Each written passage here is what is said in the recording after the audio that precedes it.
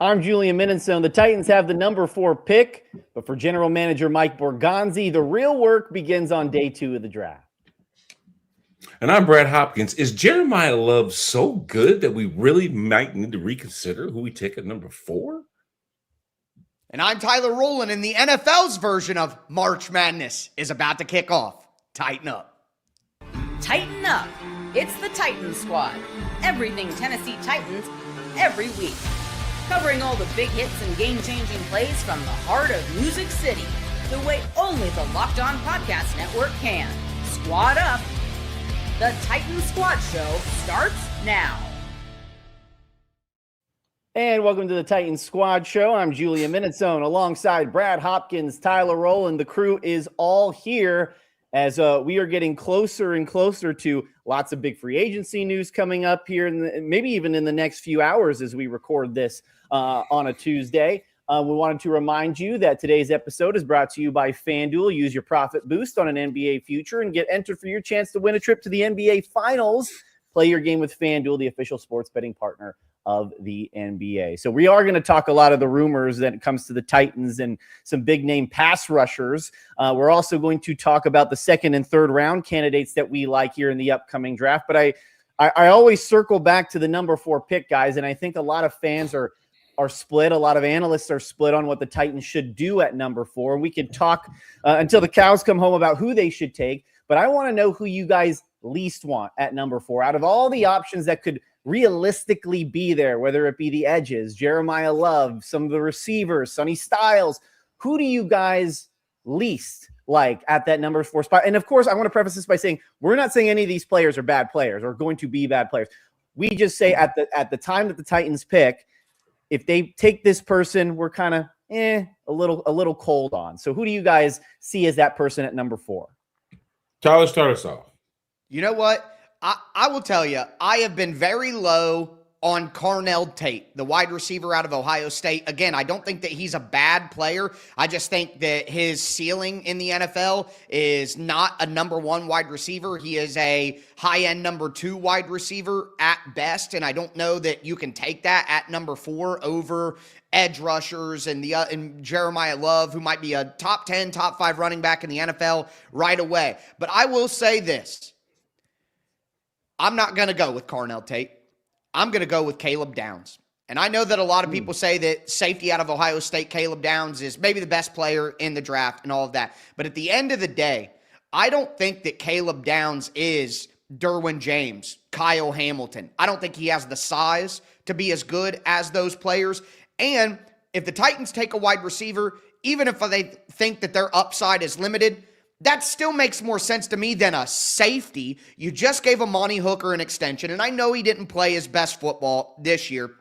You just drafted Kevin Winston, and I'm high on Kevin Winston, and I think it was Nick Saban was the one who said this guy would have gone in the first round if he didn't tear his ACL in the second game of the year, and I believe that based on what we saw on tape from Kevin Winston in year 1. I know that Robert Saleh uses 3 safety looks just like Denard Wilson did, so having 3 good safeties is a smart thing, but I'm sorry, I just don't buy it with Caleb Downs as a pick for the Titans. He's going to be a good player, but the value of a safety, and at the end of the day, Kevin Winston, I think, is going to be best as a big nickel, as a guy who plays in the slot on early downs and blitzes off the edge and plays in run defense. He's 6'3", great tackler, long arms. I just think what Caleb Downs does best in the NFL and what Kevin Winston does best in the NFL are the same thing. So between the overlap, the lack of positional value, my general thought on Downs not being a generational type safety like some other safeties who've been drafted that high, I'm going to say Caleb Downs would be the guy who, if they do that, I'm going to be like,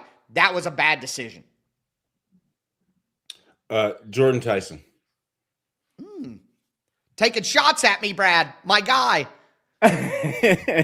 I see what you did there. Listen, but what we're doing, though, we both addressed wide receiver as probably being the position that they may least need to address with the 4th pick.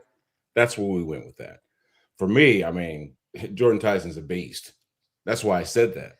I said that because what would actually not make you look like a dummy to take at number 4? A Jordan Tyson, Carnell Tate, you wouldn't be dumb to do that because they're actually really, really, really good players. but not for us and not for our number 4. I think they need to address the interior first. That being first and foremost. Once you move in from there, start getting some weapons. Skill position will be addressed, obviously, I think early in the draft, but it's not necessary for them to grab it at number 4. So I would say the player I would least like to see, not because of a lack of talent, like you said, Julian, but because we don't want them, we don't need to address the outside just yet. Let's get inside, work our way inside, and blossom to the outside. And I'll tell you the honest truth, I've cooled on Jordan Tyson because he did not participate at the NFL Combine. I was told by people from the Arizona State program, like, hey, he could have played at the end of the year with the hamstring, but a lot of people were injured on the team. They were kind of out of contention for their big picture goals. So it was smarter for Tyson to just, rehab, sit out. But then he doesn't participate in the combine, and it's like, well, that can't be true then. Like, it's not like, oh, he could have played at the end of the year, but he can't participate at the combine and he can't work out, and like that destroys that thought, in my opinion. I gotta interject. The combine will be dead inside of 5 years. Ooh, okay. Participation has been historically low. You're right, it has been bad. And guess what? It's going to get lower and lower and lower. There's no incentive for them to do that. Nobody's actually going to Indianapolis actually to what people watch them do the bench press in 40s. They're going there to do the business, the minutia. So call it a fair, call it something else. But you don't have to have these kids not participating, because they don't want to risk whatever it is. Now, obviously, there are some situations like who's going to be the second quarterback taken after Fernando Mendoza. Those quarterbacks that threw, like Ty Simpson, like Gunner. Garrett Nussmeier. Garrett Nussmeier. Yeah, that guy. Yeah. These guys throwing the ball. Diego Pavia. Come on now. I'm a fan, bro. I'm a fan. Guy Diego, man. It helps. But where are we going to actually see the true measures of the true interview for the job? On the pro day. Senior Bowl told us a lot, right? It tells us a whole bunch when you see the elite actually bumping into each other, right? And then, of course, the combine, just a dog and pony show, whatever. You'll get a chance to meet with them, or if you haven't already met with them in Mobile, you'll meet with them when they go on to campus with you, where you actually get to see what these kids can do, running 40s, doing benches, doing all this stuff right there in person in their own backyard. It doesn't get any more detailed than that. So I think that the combine itself is antiquated. It'll show that even the top athletes will continue to not go and not show up. And I understand that they made it a public spectacle. They made it like a situation that they can sell. TV. Yeah. Right. So fill that with something else. NFL, you're creative, but having these kids go there and then maybe in some instances kind of gauge what we think that they're able to do because of a participation or not participating. I just wouldn't put much stock in that stuff. It's going to be gone soon enough.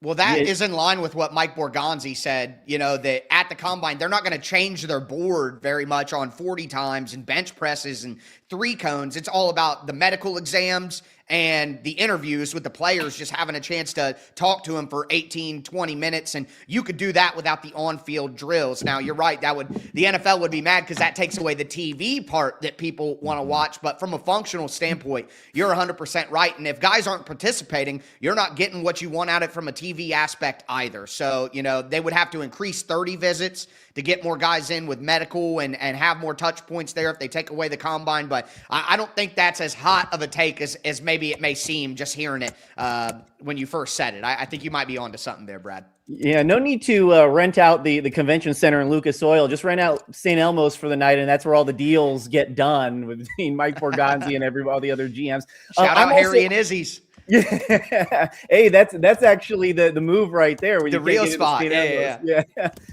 It's funny how the narrative on who the Titans should take changes like every other week. It seems since the end of the season. Remember, I think at the end of the regular season, we're like, oh, Cam Ward needs a number 1 wide receiver, and it seemed like, especially through this combine, like you mentioned, Tyler, the entire talk from wide receiver and the Titans kind of cooled. When you think of Carnell Tate, he's probably my choice to be the least likely or the least that I want. Just from a simple standpoint, I keep going back to he wasn't even the best receiver on his team. and how Ooh. much that goes to Jeremiah Smith. I mean, Jeremiah Smith is like the best receiver in the country, and you wonder how much of his production was because he also had a freak of nature in the receiver room with them. Jordan Tyson, injury history, and then Mekhi Lemon. I don't know if you guys saw the draft, the combine interview with Mekhi Lemon at the podium. Little bit of interesting. He was staring into everybody's soul. Somebody said that if you muted his interview, he looked like he was rapping. So he looked like Ka from the Jungle Book, the snake from the Jungle Book with the squirrely Trust in me. Yeah, exactly. Trust in me. That's exactly I'll what he be looked around.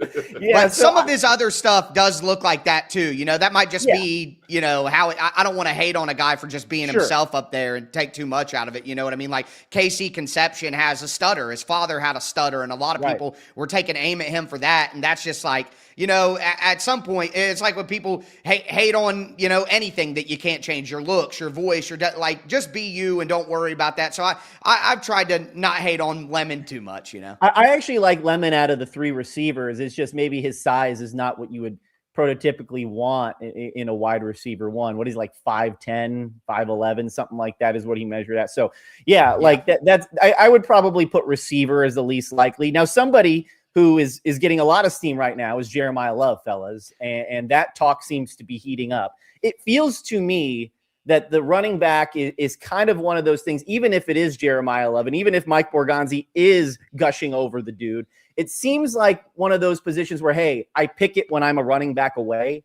It's kind of like the cherry on top of the sundae. But where do you think the Titans stand when it comes to potentially taking Jeremiah Love and that option to get that shiny toy of a receiver in the backfield with Cam Ward? I think that what Jeremiah Love has done over the past couple of seasons, remember, he was the meme in slow motion for the Madonna choir talking about some, you know, what's that song? You know what I'm talking about? The Living Prayer or something. And he is like just when you call my defender. Name, exactly. Every defender had touched that man, and he somehow got that ball across the goal line. That's who Jeremiah Love is. And he wowed us in Indianapolis. You know what I mean? As we expected, you know? So I think that when you start looking at who Jeremiah Love actually is he Jonathan Taylor? Is he Christian McCaffrey? Is he, you know, one of those difference-making backs that when you look back at it, Derrick Henry, you're like, oh my God, we could have had Jeremiah Love at 4, and we didn't. Because guess what, guys? I think he's going to be there. You know what I mean? And that's why I said in the tease, I'm like, I think it'd be really awesome to get David Bailey. But then you're like, David Bailey or Jeremiah Love? Yeah. Like, dang. Sounds cooler. You know what I mean? It's like, seriously. That's a legit conundrum. Yeah, I think one thing that you have to think about here is, and you know, some fans won't want to hear this, but this is a business. You're going into a new stadium. You got new jerseys. You need to get butts back in those seats because the attendance has not been good the last couple of years. Who's going to make differences on the field? Who's going to pop on the field? Who's going to be a superstar who people want to watch, people want to see, people want to pay to come see and buy tickets for? It's Jeremiah Love. It's not David Bailey. And the argument, I think, is, do you take a good player at a premium position? I don't think that I like Reuben Bain better than David Bailey, but I don't think that Reuben Bain is Max Crosby, Myles Garrett, Trey Hendrickson, Micah Parsons. I don't think that. David Bailey is going to be a good player. I don't think that he's an elite edge rusher. If you thought these were blue chip edge rushers that were going to be top 5, top 10 players at the position in the NFL, then you absolutely take them over a running back. I'm not certain these guys are great. I think Jeremiah Love will be great at his position. So do you take a non-premium guy like a Sonny Styles, a Caleb Downs, a Jeremiah Love, who might be great, even though it's not a premium position? Or do you take a guy who might be good at a quote-unquote more valuable position? That's the debate. I thought that for sure, Julian, Tyler, that the Jets were going to take a flyer on Jeremiah Love because Fernando Mendoza's off the board. Now you got Jeremiah Love, who even on the rankings, regardless of position, he's number 2. But the Jets are really, really hot on Breece Hall. They're not going to let him go. He's a free agent. They said, "Hey, look, we're going. You're not going anywhere. We're going to franchise your ass before we go anywhere. You're not going anywhere. You know what I mean?" So at the end, they're moving on from running back. We know that I'm thinking either O-line or quarterback. Okay, I'm just putting that out there for Arizona. All right, because Kyler Murray's going to get diced. He's done. Yes, so we're going to be looking for a quarterback at some point in time. Do you legit address it early? Do you just go ahead and get it out of the way? You know what I mean? That's what I'm thinking. But then at number 4, follow me here, fellas. When I came to the Oilers, Lorenzo White was our running back. He was an all-pro, man. Okay? Now, I think preceding him, somewhere in there, Earl Campbell was in the mix. I'm talking about like in the 80s. Okay? Yeah. You know, so Earl Campbell, Lorenzo White. We drafted this kid named Edward George. Edward then hands over the reins to Chris Brown didn't work out like that. Chris Brown did. I had his jersey. It did not work out. Number 29. I remember. They thought I remember moving it on well. from him. Yeah, they thought that moving on from Edward to Chris was going to work out like that. Yeah, it didn't necessarily work out like that. No. But they ended up getting Chris Johnson. Yep. CJ. Then Derrick Henry. Are you guys following me here? We have we got a stable of backs historically for this franchise, man. So would it totally make sense to start that era all over again by getting a dude that's just that Brad, sells to add jerseys? to that, what happened last time? They draft McNair. The next season, they draft Eddie George, and those two ride together and take the franchise to the highest heights that it's ever had behind a great offensive line with Brad Hopkins on it. You know what I mean? So, like, I saw someone say this. I thought it was great. All's fair with Love and Ward. That's good. That's good. It's hot. It's magic. All right. So I know that running back doesn't seem like a great pick at number 4 for a lot of people talking positional value, but Brad's right. The history, the tradition of this franchise, what it can mean with those two in the backfield. He can be a Jahmyr Gibbs. He ran the same 40 time as Jahmyr Gibbs at 13 pounds heavier. You know, like, this is a guy who can run between the tackles, catch the ball out of the backfield. Everybody's screaming, get playmakers for Cam. This guy can line up at wide receiver, in the slot, out wide, beat a guy on a route. He runs real routes, you know, like a wide receiver would. I would prefer the edge rushers. I'm going to stick on that. I prefer even David Bailey, who I've been lower on than others. I would take Reese, Bain, or Bailey over Jeremiah Love. But if they pick Jeremiah Love at 4, I don't know how you could be mad about it, man. That's a real deal playmaker, and they need juice on offense. You know, I'm laughing because we had a guy that was playing on the defensive line, and he had short arms. When you mentioned Ruben Bain, of course, that's the knock, right? T-Rex. Got short arms. That's what we call him. We call him T-Rex. It was so easy to knock his hands down, and he would fall over because he had short arms. Now, I'm not going to say that Ruben Bain's arms are a liability like that. You know what I mean? Right. Because he's still an extremely effective player with those arms. I think he's had for a while now. You know what I mean? He's gotten it done somehow. Now with long arm tackles and guards, he's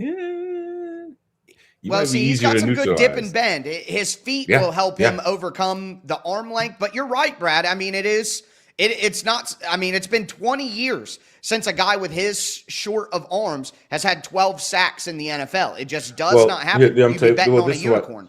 This is why for him it works, is because what he's learned to do is to avoid and getting inside the long arms to now when he's inside, that's pretty much over. So what he's learned to do is either by avoidance with his hands or how he uses his pads, getting skinny or whatever.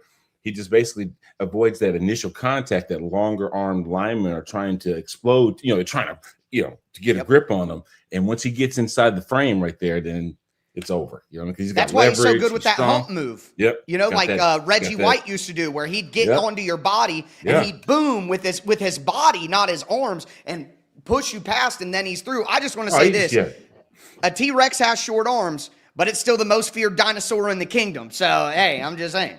It's because it's got the biggest mouth. I understand that quite well. And I got to give Brad Hopkins credit because on Friday's show, he talked about taking an edge, calling it Sack City. He said if they take Love, you could have the Love boat on the Cumberland River. So there you go. There you go. There you go. That'll be good. So either way, it seems like the Titans are going to have a pick of the litter at number 4 if they decide to stay there. They also have a few other picks that are really important in this draft, including 35th and 66th overall, second and third rounds. We're going to talk about who we like at those spots. That's next here on the Titans Squad Show. Keep it here.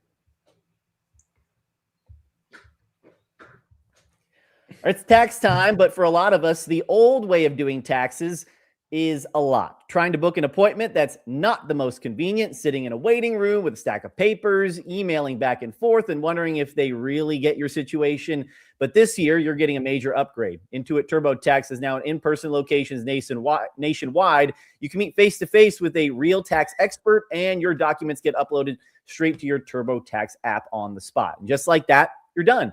Your TurboTax expert works to get you every dollar you deserve while you get real-time notifications as you go about your day. It's the relief of walking in and meeting a real person and walking out knowing your taxes are being handled right. Head to turbotax.com/local to find a store near you and book your appointment.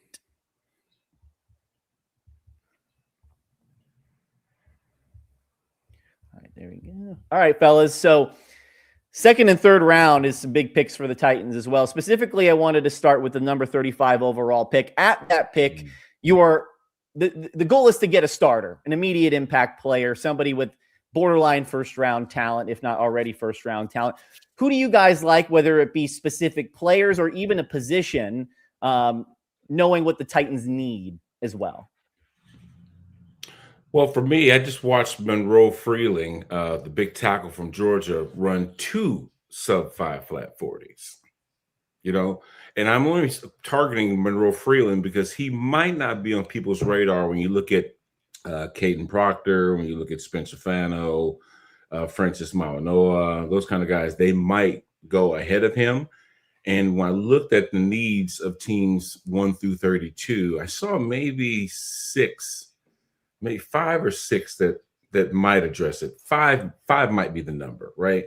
So I'm assuming for what we're talking about here that Monroe Freeling will definitely be available. I do see addressing a tackle in the second round for the Tennessee Titans, and for me that guy would make sense. I mean, he's more athletic than you think he is, especially for someone that size. You know what I mean? I think he's so athletic and was so good at the combine that he might not even come close to being there in the second round for the Titans. There's some people chattering about him going top 10 now. So, Brad, you may have been on him too early. Yeah. People have figured it out. They've been listening to you. I got to be honest. I would just be absolutely shocked to see the Titans go offensive line that early. Like, I know that Dan Moore is not, a great offensive tackle, but there are just so many other positions of need for this team that I wouldn't be shocked to see them do that. Maybe a little bit later. Third round would be the highest I would expect, but I would be shocked if they used a second round pick on offensive line in any way. Now, maybe, they say that you need to draft a year ahead. And if they know that they're not going to keep Dan Moore after 2 years, which I think is logical and likely, then yeah, go ahead and get his replacement now. But I will admit, I'd be a little surprised. For me, I look at wide receiver. Wide receiver is really where I think there's a ton of value in the second round. There are 6 guys who, if just one of them falls to 35, it would be an immediate pick. You have the 3 we already talked about who are likely to go at the top, Tate, Lemon, and Tyson. Then you have Denzel Boston, Omar Cooper, Casey Concepcion. I always want to say Concepcion, like the old Reds player, Dave Concepcion, because I'm a Reds guy. But if any of those 6 are available at 35, you have to absolutely jump on that. And even after that, go to the next level of guys. Chris Bell out of Louisville, who, according to him at the Combine, now, of course, he would say this, he's going to be ready for training camp from his ACL tear. ACL tears are not what they used to be. I think the Achilles is the new ACL tear. Like, the Achilles is the devastating injury that it's hard to come back from. Guys come back from ACLs all the time now with the advancements of modern science. Jeremy Bernard from Alabama, really savvy route runner, physical guy who will catch the ball over the middle.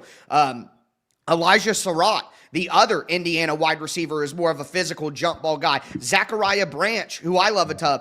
Chris Brazzell, the guy from Tennessee. I absolutely love Brazzell. I mean, Antonio Williams out of Clemson, Skylar Bell out of Connecticut. You know, there are even more guys later in the third round, like a Jacoby Lane from USC, Brennan Thompson, the speedster out of Mississippi State, Dazon Stribling out of Ole Miss, who played with Cam Ward at Washington State. Like, there are so many good wide receivers on day 2 of the draft. There's so much value there that's part of the reason I don't want a wide receiver at number 4, because I think that they can get a guy who might end up being just as good as those guys in round 2. So round 2, round 3, day 2 of the NFL draft is where football teams are made.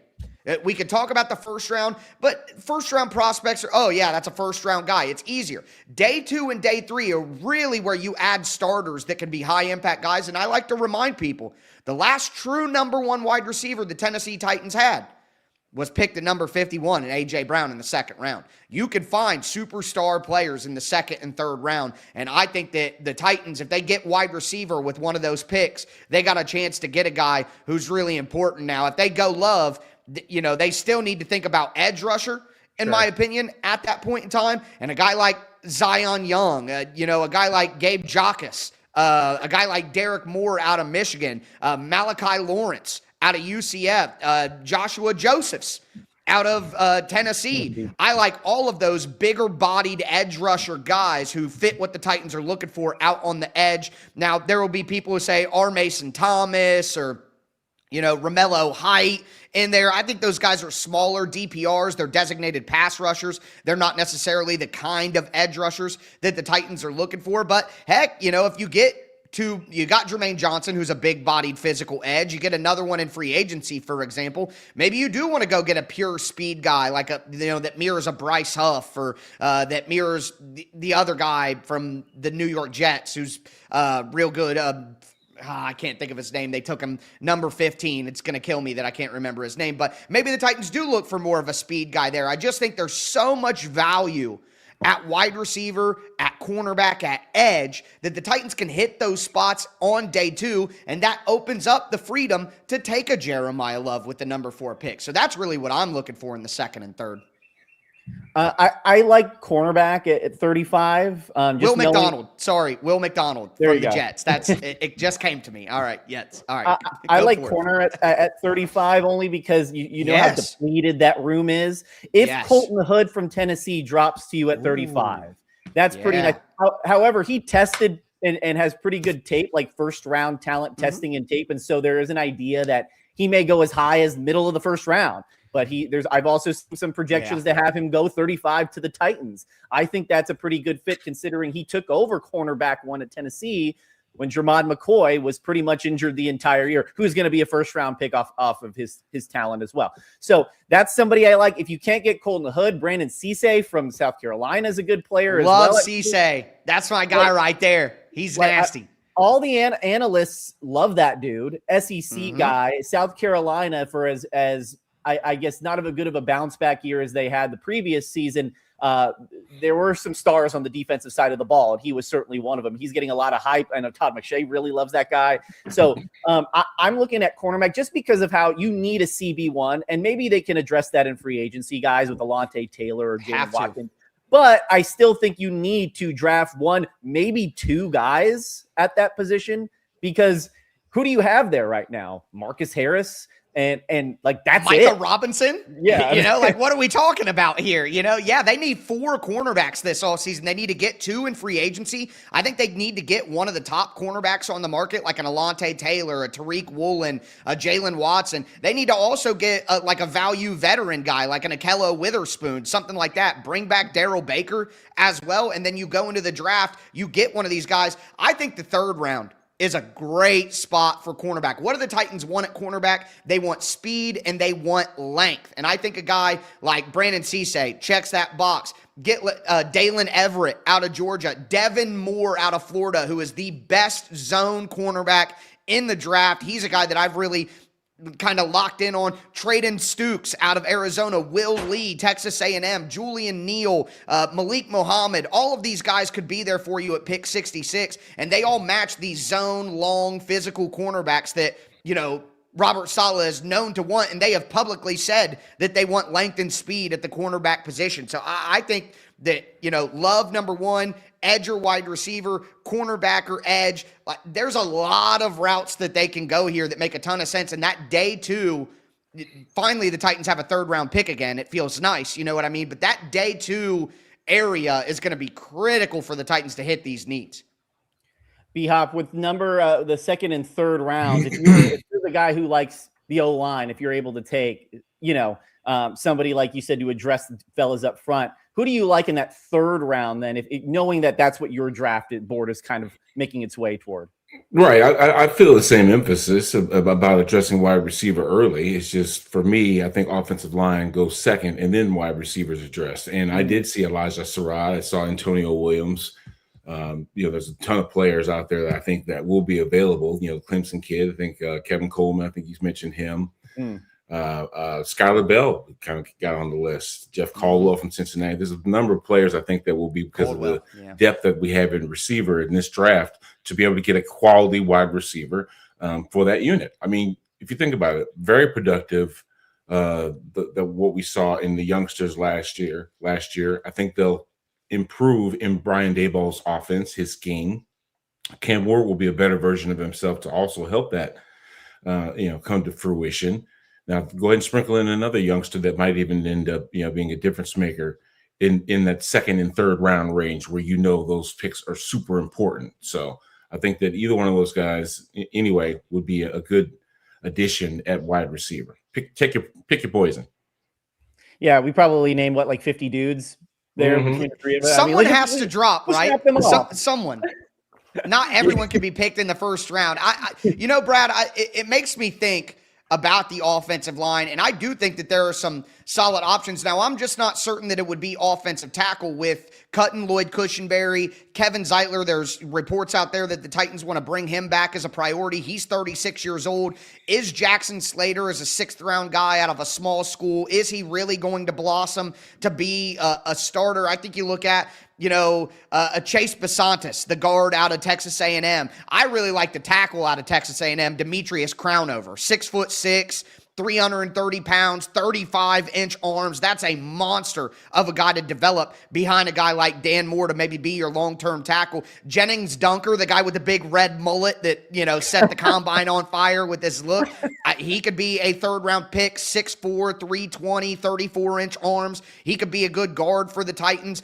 I also like Keelan Rutledge out of Georgia Tech. He's another guy who real long arms at 33 inches, not as tall, but for a center, for a guard, that makes a lot of sense.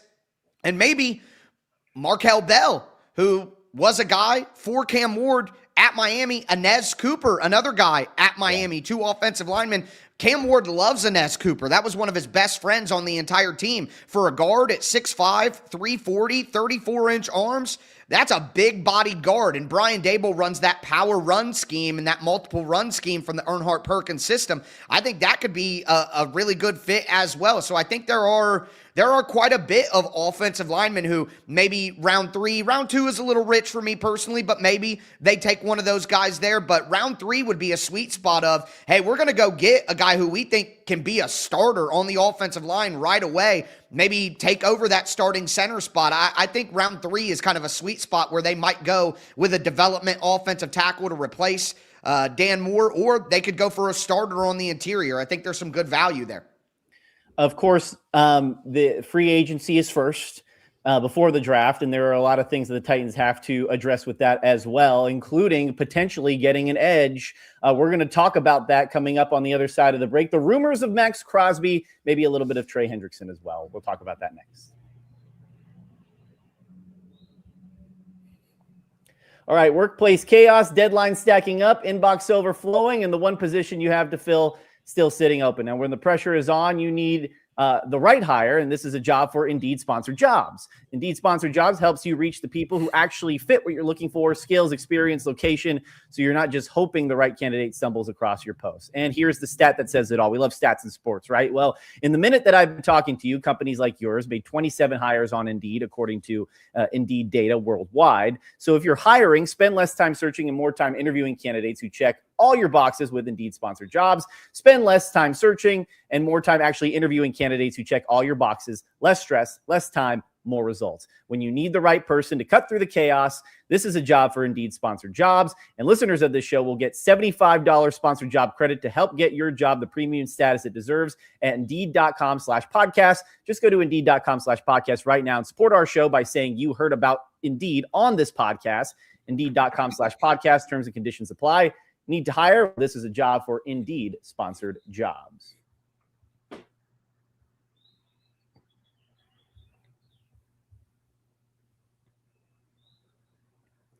All right, fellas. So Jamie Eisner of Draft Online, or Bet Online, I should say, tweeted yesterday that the Titans have the second best odds at landing Max Crosby, plus 400. Did that surprise you, B-Hop? No. Well, what would qualify us to be the second, is it because it's Nashville? Is it because it's Robert Saleh's system? Because does he know Gus Bradley? I mean, what is the connection to make us so high on the rung? Because maybe we have our cap space and we can probably give him the most money. Is that what it comes down to? But, I'm hoping it happens. I just didn't think that we were, that high up on the wish list for Max Crosby, to be a landing spot leaving Las Vegas. You know what I mean? But I would say that if the Titans could land Crosby, I mean, that totally would change what they do in the first round to me. I mean, if they draft Bailey, Reeves, Bain, or whoever in that first round, I think, Crosby's not on their radar. He won't be on their radar, basically, if they were to go that far. But I think that he and Simmons, just the work ethic alone between those two dudes, jeez, I think would be legit contenders in the AFC almost instantaneously. You're muted, Tyler. Completely illogical is what I would call it. It doesn't make any sense. Yes, the Titans have a need at edge. Yes, the Titans have money to give him a new extension. I understand that. But you're right, Brad. There's no connection there. There's no, he played for Saleh. Like, he would fit in Robert Saleh's system. He is a traditional 4-3 defensive end, hand in the dirt type guy. So that 100%, there are ways to make it happen. But Max Crosby is mad because the Raiders aren't winning. Why would he come to the Titans, who just won 3 games in back-to-back seasons? Like, why would that make any sense? And let's just call it what it is. The Titans want to be a draft and develop team. They don't have the draft capital to send what it's going to cost to get Max Crosby. Now, if the Raiders wanted the number 4 pick, that's it. Just, I'll give you the number 4 pick. You give us Max Crosby. I do that in a heartbeat. Sure. But it's going to cost more than that. And if it costs a single cent more than that, cent I say, but really talking about draft capital, then I can't do it. Now, let me say this, because I see a lot of people saying, oh, he's about to be 29. Why would they want to go? Jeffrey Simmons is about to be 29. You don't want Jeffrey Simmons on the team anymore because he's too old and doesn't fit the timeline? That doesn't make any sense. Edge rushers age gracefully most of the time. Max Crosby is going to be awesome for quite some time. He's a top 5 edge rusher in the entire NFL. Yes, I would give up the number 4. Like I said earlier, I don't think that Bain, Bailey, I don't think these guys are going to be elite. Right. The odds are. I see what you're saying, Tyler. I would totally take Max Crosby over any of these defensive linemen. These dudes are never going to be as good. All day and every day. But I would say, though, that, I mean, honestly, think about this, fellas. If you're Max Crosby, you've lost, a lot of years messing around with this franchise. I get that, okay? And there's been a lot of change. And you're probably saying, why would this new change with Clint Kubiak make that much of a difference than the other coaches that have come in here from Chucky to all the way to to where we are right now, right? I'm not saying he was there for that regime, but still, there's been so much turnover. He's like, golly, the instability is driving me crazy. So, but thing is, if he's going to a new team, this will be a new team. It'll just be in the same logo, but there's going to be new coaches. There's going to be new philosophies. There's going to be a brand new spanking new quarterback. You know what I'm saying? That just came off of a Natty and a Heisman Trophy winning. You know what I mean? So there's a lot of newness to come in the building. And I'm going to tell you this. If I'm Clint Kubiak, my priority is to feel out Max Crosby to see if there's anything that we can mend as a relationship to keep this thing together. Because I would rather have him working with me than against me. You know what I'm saying? With some sort of motivation. So as always, I'm saying, why would the Raiders let Max Crosby go unless they're trying to do a Jerry Jones with Micah Parsons and get value draft equity wise, for a guy that's super, he'd be worth the goods, right? I think people would give up a first-round pick for him, of course. But I'm just saying, why would the Raiders let him out? I mean, why would Clint Kubiak let him out unless he felt that he can get a couple firsts and really start stacking all this other stuff? But I think with Ashton Genty, with Fernando Mendoza, I mean, you got a lot of youngsters. A lot of seeds have been planted. Brock Bowers. I mean, come on, man. Let these youngsters cook, and then you keep your vets on that defensive side just wreaking havoc. Now you're working with something. I don't know that I'd let them go. And the only reason they do it is if they were getting a great offer that they couldn't turn down. And the Titans should not be out there giving up all their draft picks to make that happen. Again, if it's just number 4 straight up, and I see a comment, not for his contract too, why would we care about the contract? They got $120 million in cap space. Why would you say, oh, I would do Max Crosby for number 4, but not with his contract? Like, what? Why would that matter? We're about to give out big contracts to other people who aren't as good as Max Crosby. So that is a weird deterrent as well. But again, like Brad's saying, they're not going to give him away for nothing. $20 million a year. I know they can get $20 million a year off the books. Yeah, right. It's just crazy to me that, he's going to be too expensive for what the Titans can afford from a draft pick perspective, not from a contract perspective. The Bengals have until 4:00 today, 4:00 This Eastern, is the one to franchise tag Trey Hendrickson. That is something to keep an eye on. Trey Hendrickson has been linked to other options potentially if he is not tagged by the Bengals. Would you like to see Trey Hendrickson at the Titans, and how would that impact the Titans going into the draft as well? I think he would be just along the same lines as Max Crosby, just not as violent.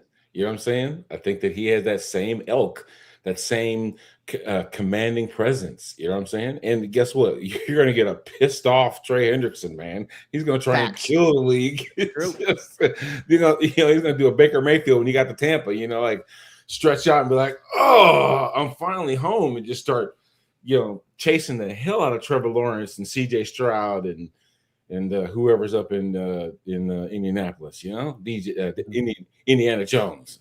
Get you What a great nickname that is. Absolutely fantastic. I do love that nickname. I love a good nickname, man. I just love when things go together like that. So screw the Colts, but that is a great situation. I love Trey Hendrickson, man. I just think, people are focusing too much on, he only played 7 games last year. You know why? Because he was angry at the Bengals for not giving him his money when he led the NFL in sacks for back-to-back seasons with 17. Well, he led 1 year with 7, but he had 17 and a half sacks back-to-back years. He's a hand in the dirt, traditional 4-3 defensive end. He can rush with speed. He's incredible with his hands. That is exactly the type of guy that you want on the Titans. And look, give him a 2-year deal, $30 million per year. The problem is, or not the problem, the thing is, the Titans don't have anyone else to pay. They're going to give Jeffrey Simmons an extension. They're going to give Peter Skoronski an extension, but they don't have anybody who they really have to shell out big money to for years because they have no good draft picks. You know what I mean? So it's like anybody saying, I don't want to pay that much. You're rich. It's not that big of a deal to buy 18 packs of bologna. You're rich. Like, it's not that big a deal. They're not going to. The reason that giving out big free agent contracts is a problem is because it prevents you from re-signing your young players who are homegrown. There are no homegrown young players to re-sign anytime soon. So the deterrent to do that is not a real deterrent for the Titans. Hendrickson is the best free agent on the market, period. He fits the system. He would elevate the pass rush immediately. He would open you up to go best player available in the NFL draft at 4. You have Jermaine Johnson. You have Femi Oladipo. You have a guy like Trey Hendrickson. Get you a value veteran like a Sam Williams from the Cowboys. John Franklin Myers is somebody who everybody says he's locked in to come into Tennessee. He's played defensive end in Robert Saleh's system. Big Jeff slimming down. He could play out on the edge if you needed to on early downs. Like, there are so many options at that point. It makes too much sense. Now, I'm worried that he's going to go back to Lou Anarumo and go to Indianapolis. Like, that would be a nightmare for me. It's not only the Titans didn't get him, but he went to the freaking Colts, and that's the team that I've seen him rumored with. You just made me think about something, Tyler. If Jeff got in shape last year, right, and was wreaking havoc in the interior with the 12 sacks, I'd say drop another 10 and get out there on the outside. You are Reggie White, bro. No tackle in the league would want to see that cat coming off the end, man. Yep. Seriously, because that hump you talked about. Think about that. Yes. Big Jeff will get you running upfield, and you got to try and match his speed, and he'll just come under you with them giant meat hooks and throw you right into the end zone. You know what I mean? And even the twists and the stunts, lining up on the edge, having John Franklin Myers attack the tackle and Simmons slide underneath him with a one-on-one space against a guard. Like it opens up so much. Hendrickson as that pure speed rusher. Remember, Gus Bradley talked about 3-down speed rusher on the outside, physical edge rusher on the other side. Hendrickson can fill that 3-down speed rusher role. And the money is not the problem. And if you don't want Max Crosby, all right, that's fine. You don't want to trade the number 4 pick and give him a contract, sure. Well, then go out and get Hendrickson, who's maybe a millistep behind a Max Crosby, and then you don't have to give up the pick and you get him anyway. It makes too much sense, and he's the number 1 guy on my list, and if 4 p.m. comes and he's not tagged, if I'm Mike Borgonzi, I'm getting on honestly, we know the truth. They're already all on the phone, and all the agents and general managers were talking all week at the Combine. Nobody follows the freaking rules. That's why you go to the Combine. You go to the Combine for that crap. You don't go there for the dog and pony show. Facts, but yeah, I'm all in on Hendrickson, man. All right, we're going to take a quick break. We have a couple questions before we get out of here. That's next here on the Titans Squad Show. All right, college basketball is nonstop. Big games, tight spreads, momentum swings every single night, from early tip-offs to late-night West Coast shootouts. There's always action on the board, and now FanDuel is giving you a way to turn that energy to an even bigger potential win with a college basketball parlay profit boost. You can mix spreads, totals, and player props to match how you see the slate playing out. Look at odds around your teams you like in your market and go for it. Head to FanDuel.com to get started. That's FanDuel.com. FanDuel, play your game.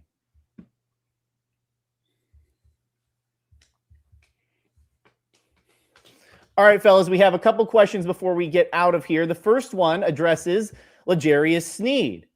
David Jeremy says, is there any chance that Sneed is retained? I'm surprised I haven't heard any official plans of his release.